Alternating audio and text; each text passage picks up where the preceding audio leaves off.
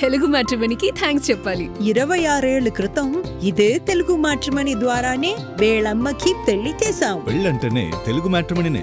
Manifesto హామీలు అమలు చేయకుండా పొద్దుపుచ్చుతున్న ఏపీ సీఎం చంద్రబాబు హామీల ఎగవేతపై చర్చ జరగకుండా ఉండేందుకు డైవర్షన్ రాజకీయాలకు పాల్పడుతున్నారు. ఈ కుట్రలో భాగంగా తిరుమల ప్రతిష్ఠ దెబ్బతినేలా శ్రీ వెంకటేశ్వర స్వామి మహాప్రసాదాన్ని రాజకీయ రొంపిలోకి లాగారు. లడ్డూలో జంతు కొవ్వు కలిసిందని ఒకసారి, మరేదో కలిసిందని మరోసారి పదే పదే వివాదాస్పద వ్యాఖ్యలు చేశారు. స్థాయిని మరిచిపోయి దిగజారుడు విమర్శలు అనేకం చేశారు. ఈ నేపథ్యంలో సిబిఐ ఆధ్వర్యంలో సిట్ నివేదిక తిరుమల మహాప్రసాదం లడ్డూలో జంతు కొవ్వు కలవలేదని తేల్చడంతో కూటమి ప్రభుత్వ పరువు పోయింది. అయినా సరే చంద్రబాబు ఎల్లో మీడియా ఇష్టానుసారం వ్యవహరిస్తున్న తీరుపై ప్రముఖ జర్నలిస్ట్ కొమ్మనేని శ్రీనివాసరావు కామెంట్ ఇప్పుడు చూద్దాం. తిరుమల తిరుపతి దేవస్థానం లడ్డూ వ్యవహారం ఎక్కడి నుంచి ఎక్కడికి వెళ్ళింది, అసలు మొదట వచ్చిన ఆరోపణ ఏమిటి, ఆ తర్వాత ఎన్ని మార్పులు చేశారు, సిబిఐ విచారణలో నిందితులుగా గుర్తించని వారిపై సైతం కేసులు పెట్టాలని ఎల్లో మీడియా ఎందుకు గొడవ చేస్తోంది, ముఖ్యమంత్రి చంద్రబాబు నాయుడు గతంలో తిరుమల తిరుపతి దేవస్థానానికి సరఫరా చేసిన నెయ్యిలో జంతు కొవ్వు, చివరికి బాత్రూంలో వాడే కెమికల్స్ కలిశాయని దారుణమైన ఆరోపణ చేశారు. తత్ఫలితంగా కోట్లాది మంది భక్తుల మనోభావాలను ఆయన దెబ్బతీశారు. ఆయనతో పాటు ఏదో జరిగిపోయిందంటూ దుర్గగుడి మెట్లు కడిగి తిరుపతిలో సభ పెట్టి తాను సనాతన హిందువునని ప్రకటించుకున్న ఉప ముఖ్యమంత్రి పవన్ కళ్యాణ్ ఇందులో తన వంతు పాత్ర పోషించారు. తదుపరి రాష్ట్రంలో తమ చేతిలో ఉండే అధికారులను అడ్డం పెట్టుకుని వైసీపీ నేతలను ఇబ్బంది పెట్టాలని చంద్రబాబు యత్నించారు. కానీ టీటీడీ మాజీ చైర్మన్ వైవి సుబ్బారెడ్డి సుప్రీంకోర్టులో పిటిషన్ వేసి ఈ వ్యవహారంపై సిబిఐ విచారణ కోరడంతో చంద్రబాబు పాచిక పూర్తిగా పారలేదు. అయితే ఆ కమిటీలో తన ప్రభుత్వ పోలీసు అధికారులు ఇద్దరు ఉండేలా మాత్రం చేసుకోగలిగారు. అయినా సిబిఐ ఆధ్వర్యంలోని సిట్ తన నివేదికలో జంతు కొవ్వు కలవలేదని తేల్చడంతో కూటమి ప్రభుత్వ పరువు పోయింది. రాజకీయం కోసం వీరు నీచమైన ఆరోపణలు చేశారన్న భావన ప్రజల్లో ఏర్పడింది. అయితే నెయ్యిలో పామాయిల్ వంటివి కల్తీ అయి ఉండవచ్చని సిబిఐ అభిప్రాయపడి కొందరు డైరీ యజమానుల మీద, టీటీడీ అధికారుల మీద కేసులు పెట్టింది. దీనికి చంద్రబాబు ప్రభుత్వం సంతృప్తి చెందలేదు. ఎలాగైనా వైసీపీ వారిపై ఈ పాపమంతా నెట్టాలని వ్యూహరచన చేసి మరో కమిషన్ను వేసింది. సిబిఐ నివేదికలోని అంశాల ఆధారంగా తదుపరి చర్యలపై నివేదిక కోరింది. మొత్తం మీద అందులో ఏదో రకంగా అప్పటి ఈవో ధర్మారెడ్డి పేరును ఈ నివేదికలో ప్రస్తావించడం ఎల్లో మీడియాకు సంతోషం కలిగించింది. చంద్రబాబు సంతృప్తి చెందారో లేదో తెలియవలసి ఉంది. చంద్రబాబుకు ఒక లక్షణం ఉంది. తన మనసులోని మాటను కనిపెట్టి అధికారులు నిర్ణయాలు చేసే వరకు మీటింగుల పేరుతో తిప్పుతుంటారని వారు చెబుతుండేవారు. పూర్వం ఆయా ఆరోపణలపై తాము కోరుకున్న నివేదికలు ఇచ్చే విధంగా కొందరు రిటైర్డ్ న్యాయమూర్తులకు బాధ్యత అప్పగించేవారన్న ప్రచారమూ ఉంది. ఇప్పటికీ అదే తరహాలో వ్యవహరిస్తున్నారేమో తెలియదు. అదే మాదిరి తాను కోరుకున్న రీతిలో నివేదిక కోసం మరో రిటైర్డ్ ఐఏఎస్ అధికారి దినేష్ కుమార్ ఆధ్వర్యంలో కమిషన్ నియమించారన్న భావన ఆయా వర్గాల్లో ఉంది. ఆ కమిషన్ పరిశీలన చేసి ఇచ్చిన నివేదికలోని అంశాలు ఎల్లో మీడియాకే లీక్ చేసినట్లుగా ఉంది. వారు టీడీపీకి ఉపయోగపడే అంశాలనే ప్రచారం చేస్తారన్న సంగతి తెలిసిందే.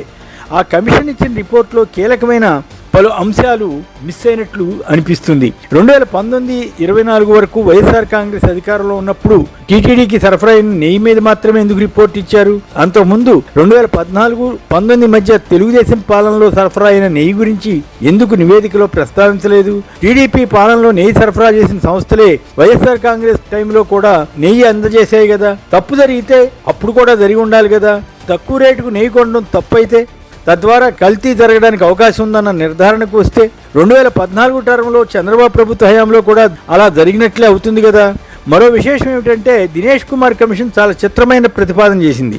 నెయ్యి సరఫరా కాంట్రాక్ట్లో తక్కువ ధర ఆధారంగా నిర్ణయం చేసే టెండర్ విధానం వద్దని ఈ కమిషన్ సిఫారసు చేసిందని ఎల్లో మీడియా చెబుతోంది. ఇలాంటి సిఫారసు ఎందుకు చేశారు అంటే 2024లో అధికారంలోకి వచ్చిన తర్వాత కొంతకాలం తక్కువ రేట్లకి నెయ్యి కొనుగోలు చేసిన ఆ తర్వాత తమకు కావలసిన ఒక సంస్థ ద్వారా అధిక రేటుకు కిలో సుమారు 650 రూపాయలకు కూడా నెయ్యి కొనుగోలు చేయడానికి సమర్థించుకోవడానికి జరిగిన ప్రయత్నంగా ఇది కనపడదా?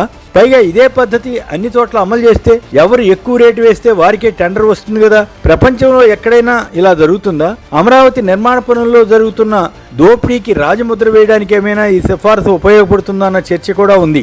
కూటమి ప్రభుత్వ హయాంలో టీటీడీ వారు ఇందాపూర్ డైరీకి అధిక ధరకు నెయ్యి సరఫరా కాంట్రాక్ట్ ఇచ్చారన్న ఆరోపణపై ఆ ఇందాపూర్ సంస్థకు హెరిటేజ్ సంస్థకు మధ్య ఉన్న సంబంధం తదితర అంశాలపై కూడా దినేష్ కుమార్ పరిశీలన చేసి వాస్తవాల నిగ్గు తేల్చాలి కదా. మరో చిత్రం ఏమిటంటే టీటీడీ మాజీ చైర్మన్ వైవి సుబ్బారెడ్డి నాణ్యత పరిశీలనపై ఆదేశాలు ఇచ్చారు కానీ ఆ తర్వాత పట్టించుకోలేదన్నది ఒక ఆరోపణ.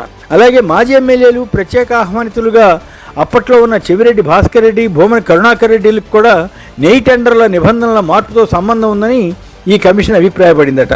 అయినా వారిపై చర్యకు సిఫారసు చేయకపోవడం ఏమిటని ఎల్లో మీడియా బాధపడిందట. చిత్రం ఏమిటంటే నెయ్యి కొనుగోలు కమిటీ సభ్యులుగా ఉన్న ప్రస్తుత మంత్రి పార్థసారథి, ఎమ్మెల్యే వేమిరెడ్డి ప్రశాంత్ రెడ్డిల ఊసే లేకపోవడం. ఎవరు తప్పు చేసినా చర్య తీసుకోవాలని కోరవచ్చు. నిజంగానే నెయ్యిలో ఎప్పుడు కల్తీ జరిగినా అరికట్టవలసిందే. కూటమి హయాంలో కల్తీ జరిగితే సమర్థించడం, అప్పుడు తక్కువ ధరకు నెయ్యి సరఫరా అయినా కల్తీ లేనట్లు, ఆ తర్వాత అయితే ఉన్నట్లు సూత్రీకరించడం. అలాగే చంద్రబాబు టైంలో వచ్చిన కంపెనీ అయితే దాన్ని వదిలివేయడం, అదే కంపెనీ జగన్ టైంలో కొనసాగితే అందుకు ఏకంగా సీఎంనే బాధ్యుణ్ణి చేయడం. ఇలా ఉంది దిక్కుమాలిన లాజిక్కుల ప్రచారం. దీనివల్లే వ్యవస్థలను చంద్రబాబు ప్రభుత్వం నాశనం చేస్తోందన్న అభిప్రాయం కలుగుతుంది. కొందరు అధికారుల మీద చర్య తీసుకోవాలని దినేష్ కుమార్ కమిషన్ సిఫారసు చేసినా ఎల్లో మీడియా అయితే సంతృప్తి పడటం లేదట.